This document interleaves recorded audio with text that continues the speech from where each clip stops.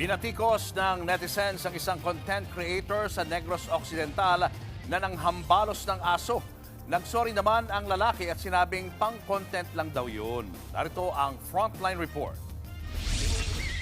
Nag-viral ang video ng 18 anyos na content creator sa Negros Occidental matapos mag-post ng video kasama ang isang aso. Sa naturang video, makikitang hinampas ng lalaki ang aso.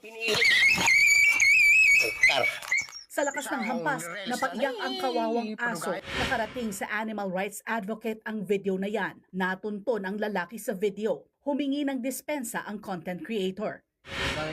Wala kasi akong ma-content kaya yun na lang naisip ko at hindi ko rin alam na bawal pala. Maayos lang naman ang aso ngayon. Mahirap lang kasi kami kaya gusto ko din makasahod sa Facebook. Kaya naisip kong mag-vlog. Hihingi lang po ako ng tawad sa lahat ng nagalit sa ginawa ko. Patawad po. Pero ayon sa Philippine Animal Welfare Society o POS, hindi pa rin absuelto ang content creator sa nangyari. Ignorance of the law does not excuse anyone. So, macho-charge pa rin siya. This is a crime. We have a responsibility to file. Sa ngayon, nangangalap na ng detalye ang POS para magsampa ng kaso. Ipinatawag naman ng mayor ng Kawayan Negros Occidental ang content creator.